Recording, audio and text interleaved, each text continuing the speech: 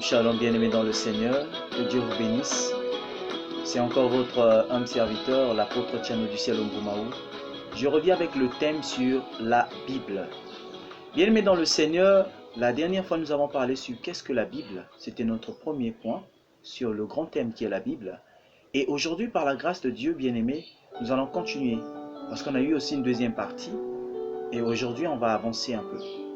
Alors, aujourd'hui, nous parlerons sur de quoi s'agit-il dans la Bible. Bien, mais pour parler sur de quoi s'agit-il dans la Bible, nous allons parler sur la division ou la composition de la Bible. Bien, mais la Bible a été subdivisée ou est composée de deux parties. Nous avons la première partie qui est appelée l'Ancien Testament et nous avons la deuxième partie qui est appelée le Nouveau Testament. Alors, pourquoi l'Ancien Testament? Parce que l'Ancien Testament, ce sont les anciens écrits ou les anciennes écritures plutôt, ou les anciens écrits que nos aînés dans la foi avaient laissés. Et cela a été appelé ancien parce que cela date, c'est plus vieux. C'est vieux que le Nouveau Testament. On appelle ancien, parce qu'un ancien, c'est par rapport à la durée, à l'âge.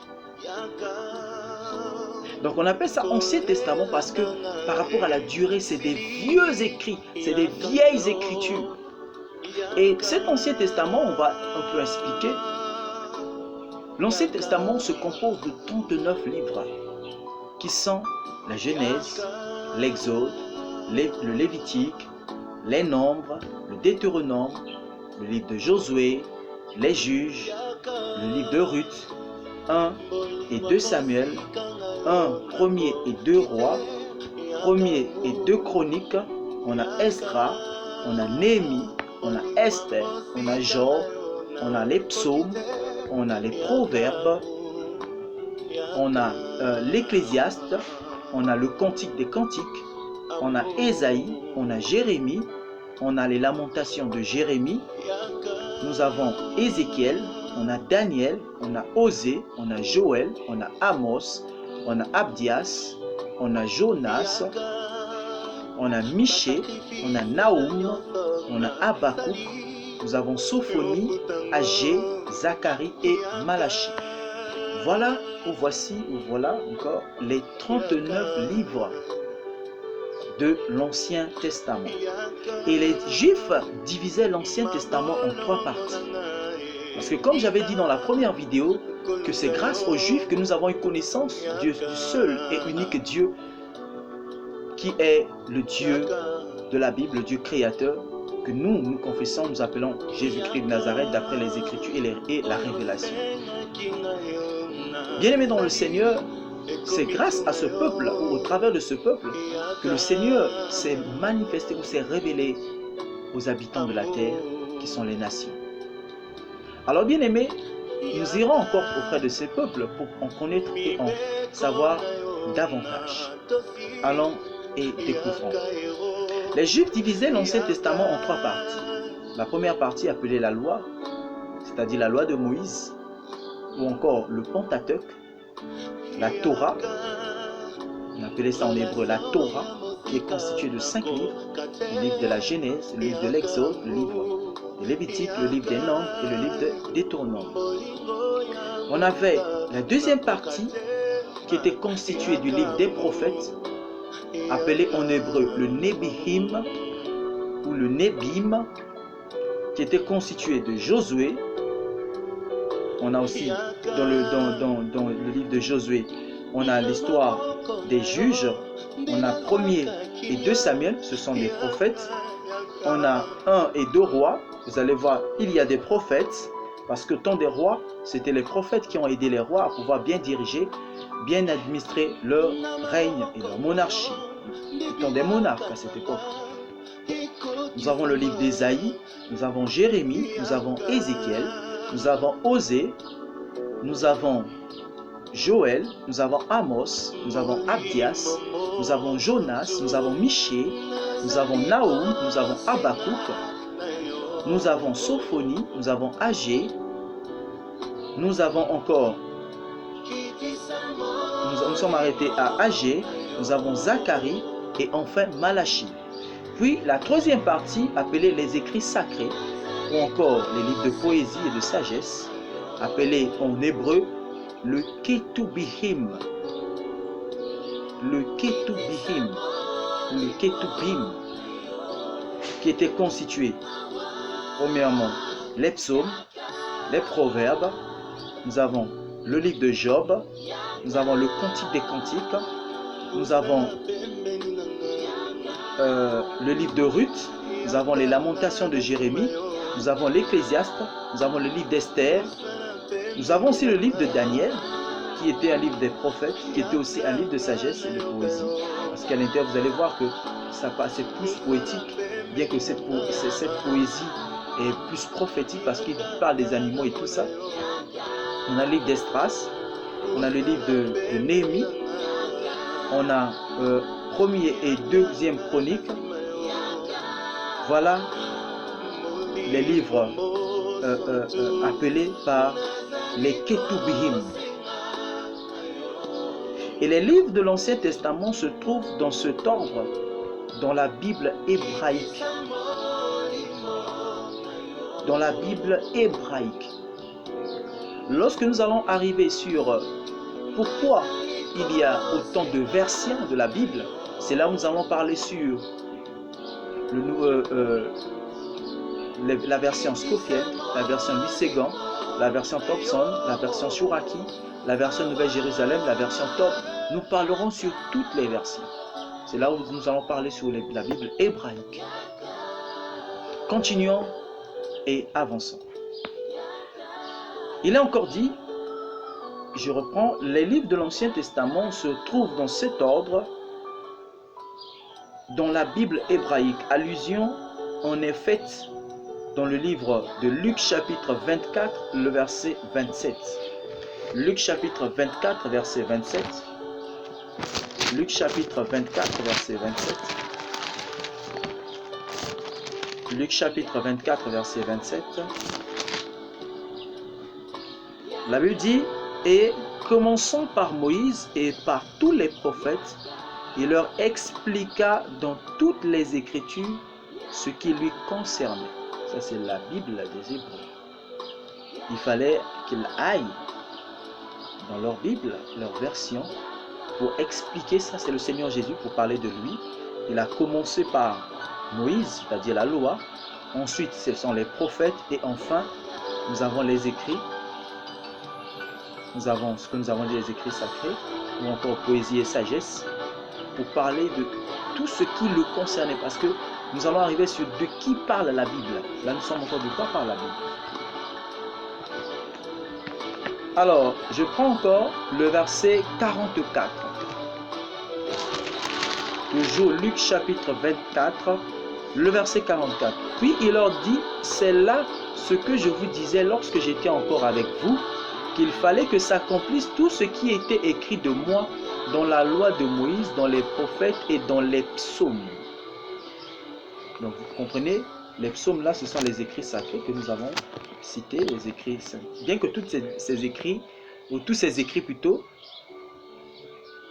sont des écrits sacrés, ou toutes ces écritures sont des écritures sacrées.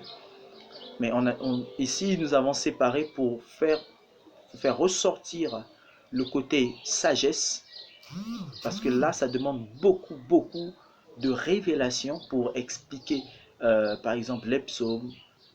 Les gens prennent les livres qu'ils appellent poétiques et de sagesse comme étant des livres simples. Je vous dis, c'est là où beaucoup vont tomber, ça sera sur l'interprétation. C'est comme ça que beaucoup de gens ont commis beaucoup d'erreurs en interprétant n'importe quoi et n'importe comment les choses. Nous allons continuer, puis nous reviendrons. Et deuxième partie, nous étions dans le grand A, c'est l'Ancien Testament, là le grand B, le Nouveau Testament. On appelle ça Nouveau Testament parce que ce sont des nouveaux écrits. Nous pouvons faire de nouveaux écrits. Cela vient après. Et on appelle ça encore Nouveau Testament parce que ce sont des écrits qui sont nouveaux, ou ce sont des écritures qui sont nouvelles. Vous allez voir, l'Ancien Testament, on l'appelle aussi Ancienne Alliance, parce que c'est une période pendant laquelle il n'y avait qu'une seule alliance, ou encore il y avait plusieurs alliances, parce qu'il y a eu plusieurs alliances à cette époque, mais c'était des alliances où le Seigneur ne paierait plus trop à cause du péché qui continuait de monter. Tellement qu'il y avait tellement de péchés et le peuple s'égarait à chaque fois. À un moment donné, le Seigneur ne parlait plus. Il ne leur parlait plus jusqu'à ce qu'il va établir une nouvelle alliance par laquelle lui, Dieu, il va communiquer avec les hommes. Dont le signe de cette alliance, c'est le sang de Jésus-Christ, répandu pour plusieurs, qui est le signe de la nouvelle alliance. C'est comme ça, le jour où le Seigneur Jésus faisait la Sainte Seine, lorsqu'il a pris la coupe, il dit, ceci est le sang de la nouvelle alliance, répandu pour plusieurs. Alors parlons du Nouveau Testament. Le Nouveau Testament.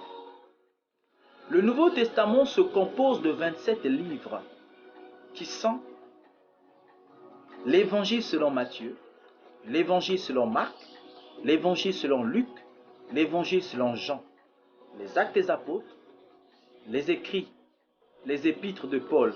Nous avons aux Corinthiens, aux Romains plutôt, excusez-moi, c'est la première épître, la première et la deuxième épître aux Corinthiens, aux Galates, aux Éphésiens, aux Philippiens, aux Colossiens, la première et la deuxième épître aux Thessaloniciens, aux Colossiens, plutôt aux Thessaloniciens, la première et la deuxième épître à Timothée, à Tite, à Philémon, aux Hébreux. Nous avons l'épître de Jacques, qui est l'apôtre. On a la première et la deuxième épître de Pierre, la première, la deuxième et la troisième épître de Jean. Nous avons l'épître de l'apôtre Jude. Et enfin, nous avons le livre de l'Apocalypse ou d'Apocalypse. Donc, tout, lorsque nous comptons dans l'ensemble les 39 livres de l'Ancien Testament plus les 27 livres du Nouveau Testament, nous avons au total 66 livres. Les 66 livres de la Bible forment un ensemble harmonieux dont le grand sujet est la révélation du Christ. Là maintenant, c'est de qui parle la Bible. Et du salut par la foi en lui. Ainsi, l'Ancien Testament nous montre la préparation de son œuvre, les évangiles, la manifestation, les actes, l'expansion, les épîtres nous donnent l'explication et l'Apocalypse, la consommation. L'Ancien Testament prépare tout pour la venue au monde du Christ. Les évangiles le manifestent. Dans les actes, il est proclamé et son message est propagé jusqu'aux extrémités de la terre. Dans les épîtres, son œuvre est expliquée. Et dans l'Apocalypse, les desseins de Dieu sont consommés en lui. Et c'est comme ça, bien-aimés, que nous allons étudier chaque livre de la Bible pour savoir de la Genèse à l'Apocalypse quels sont les sujets traités dans chaque livre de la Genèse à l'Apocalypse. Donc, bien-aimés, nous allons nous arrêter là et nous allons continuer prochainement sur de quoi parlent les livres de la Bible. Donc, bien aimé, vous devez savoir de quoi parle la Bible. La Bible parle de la création, de la Genèse. La Bible parle du plan de Dieu. La Bible parle de l'histoire de l'homme et des hommes. La Bible parle de l'histoire de la création. La Bible parle de qui? La Bible parle d'un homme, d'une œuvre. C'est de Jésus-Christ. De la Genèse à l'Apocalypse, il est question de lui. La préparation, la manifestation et enfin le règne à jamais, qui est la conclusion. Parce que vous devez savoir que depuis longtemps, le désir profond de Dieu, c'était de régner dans le cœur de l'homme, de vivre avec lui pour toujours. Et Dieu va le tester dans le premier royaume qui est le jardin d'Éden. C'était le premier test de Dieu. Et pendant que nous sommes sur terre, nous devons savoir que nous sommes dans un test. Si nous réussissons ce test, nous serons récompensés afin d'être avec lui à jamais. Alors bien-aimés, que Dieu vous bénisse. Portez-vous bien.